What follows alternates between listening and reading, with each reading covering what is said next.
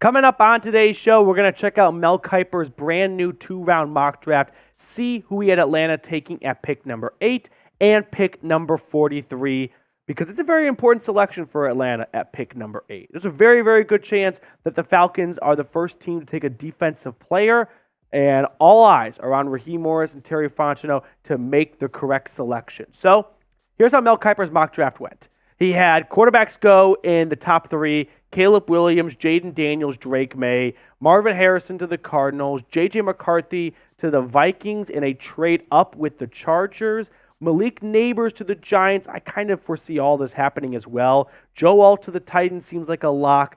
And then, surprise, surprise, another mock draft where Dallas Turner is an Atlanta Falcon. And I know that it's fun to have a little bit of variety of mock drafts, but it also gives you a good idea as to where Atlanta could be headed. So we all get a little bit of extra time to start researching and prepping and learning about what seems to be the most likely pick for the Falcons in all these mock drafts, Alabama's Dallas Turner. Here's what Mel Kiper said about the selection he made. Atlanta's pass rush was abysmal last season. It ranked last in the league in pass rush win rate, 30.9%. And general manager Terry Fontenot hasn't done much to address the issues. That must mean he knows he can get help in the draft, right? The Falcons have an extra third-round pick to work with, too. Turner is the most well-rounded edge rusher in this class. He had 10 sacks last season and 22.5 over 3 seasons at Alabama, and he can hold his own in the run game. So let's take a step back here and look at Dallas Turner's just profile for a moment. 6'3", 247, so not the biggest edge rusher we've ever seen come into the top 10, but incredible speed. 4.46 40-yard dash. He finished first in both the 40 and the 10-yard split for his position group. So we're talking about one of the freakiest athletes to really enter the draft this year. And that alone might be enough for Atlanta to go, yeah, Raheem Morris, defensive-minded guy, you give him a great athlete, and he'll take care of the rest.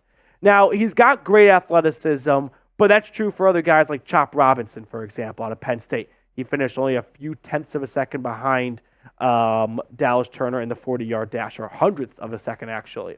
But he had 10 sacks last season for the Crimson Tide, 14.5 tackles for loss. He was a 3-year player for Alabama, one of the top recruits coming out. And he worked opposite of Will Anderson, who, of course, is now a Houston Texan and off to a pretty strong start in his career. So there is something to be said about when you're kind of the Robin in college, you get overlooked a little bit. And often we see those Robins get to the NFL and they become their own Batmans because they're no longer in someone else's shadow. And I think that may have what happened to Dallas Turner. But all eyes across the league are on Turner at pick number 8 to the Falcons. And I'll continue saying it. Dallas Turner is a Falcon. I'll be shell-shocked if they pass on Dallas Turner at pick number 8. So here's some more background information on Turner. Dane Bruger, in his Beast write-up, where he covers every single player in the draft, wrote, Turner is a long, explosive edge rusher with the body twitch, hand usage, and play strength to leverage blocks and be disruptive in multiple ways. He has the freaky tools to be a potential impact player in the NFL who should continue to improve as his body and rush attack mature. I think it's just got to end up being edge rusher at 8. And I think there's a very good chance that the Falcons could pass on some better players like Rome Odunze and Terrion Arnold. I think are probably better players than Dallas Turner and Jared Verse and Leata Latu. But the issue is there are some good wide receivers and corners in rounds 2 and 3 of this draft. I can't say the same for edge rusher. So they know if they want to go get edge, round 1 is the time to do it. And they're likely not going to pass on it. They just have made no real additions. When you look at Atlanta's front 5 to the pass rushing unit through free agency, they cannot trot out Ebiketie and Carter as this team starting outside linebacker duo this year. Can't. Just can't do it. Maybe they bring back Bud Dupree after the draft if they don't get the player they were hoping for. They signed James Smith-Williams from Washington. Kind of makes you think that the door kind of closed on Calais Campbell returning. Zach Harrison, third-round pick last year, showed some potential towards the end of 2023. But look at the stats of the top 4 pass rushers on this team. This is not a startable group. It's frankly unacceptable. And I know they're going to make additions in the draft. So that's why I feel like whether they may like other players at pick number 8 more, but they may feel like the need outweighs the talent at other spots because they simply have to put together a respectable pass rushing unit. And this right now, it ain't it. So do you want to pick Dallas Turner? Yes or no? Like I said, I think Rome Odunze is going to have a great NFL career. I'm just more confident in other guys, and you don't want to gamble on top 10 picks. You're looking for surefire things, and I know that doesn't exist in the NFL, but it sure gets a lot harder after the top 10 than in the top 10. But I think Atlanta's going to ultimately go at edge. Now, next up on the show, we're going to look at the Falcons' round 2 selection, see who Mel Kiper had Atlanta picking at pick 43.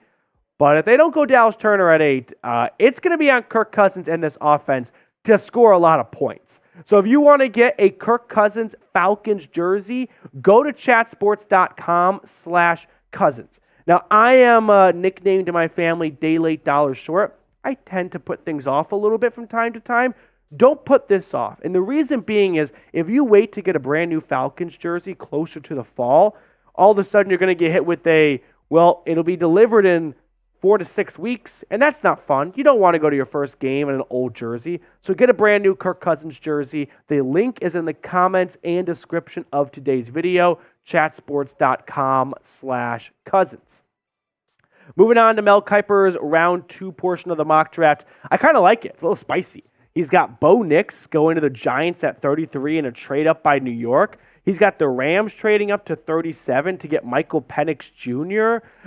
We get a run of wide receivers, Keon Coleman, Ricky Purcell, Ladd McConkey, cornerback TJ Tampa could be a target for the Falcons. But moving on to pick 43, he ultimately does give Atlanta a starting cornerback, or at least a competition, I should say, Kamari Lassiter out of UGA. So took him ahead of guys like Rakestraw from Mizzou, a couple wide receivers, Malachi Corley, Troy Franklin, Roman Wilson.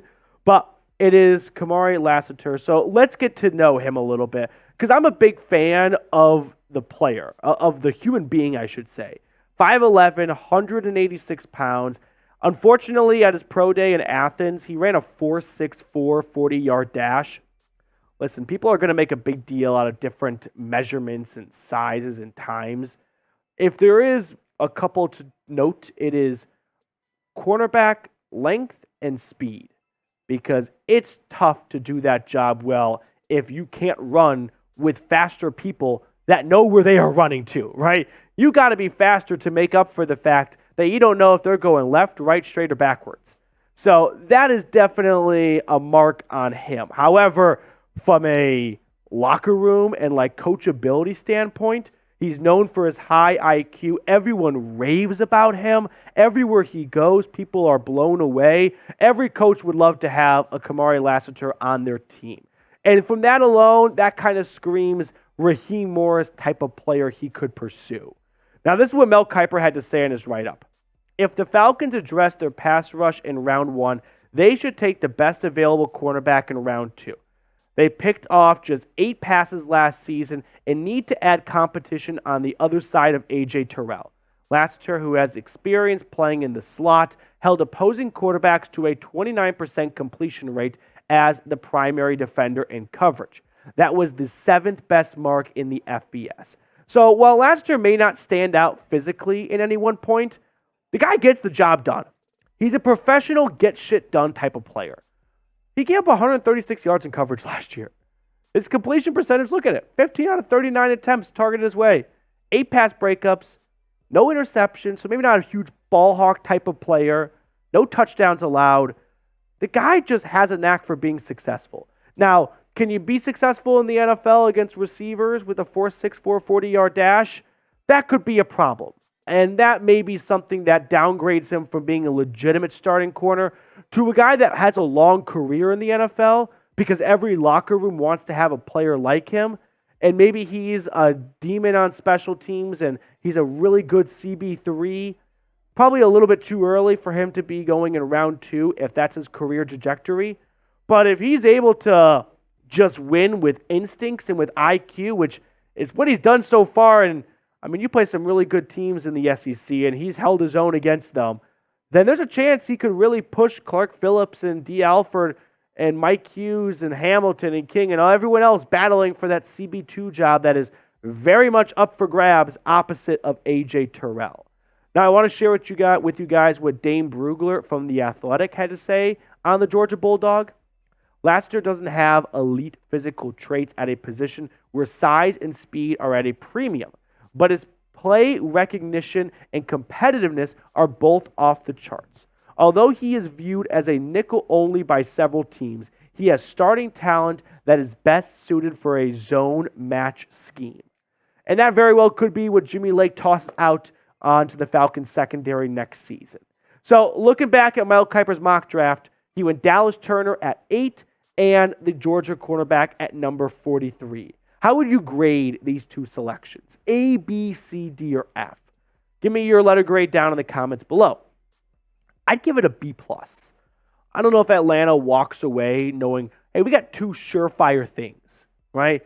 They've got an extremely athletic edge rusher who had good production last year, but he needs some fine-tuning still. He's still very young as well. And then you've got a really good cornerback from Georgia who physically doesn't really impress you very much, but it's hard to get where he's gotten so far without knowing a thing or two about opposing offenses. And his IQ, I mean, everyone just speaks so highly of him that it's hard not to be like, I want to pull for that guy. I want to root for that guy. So I'll go with a B+ on both these picks. That's going to do it for us on this edition of Falcons Today. Reminder to subscribe to the channel. We're trying to get to 21,000 subscribers before the NFL draft kicks off. We're less than 200 away, so make sure to subscribe if you haven't already.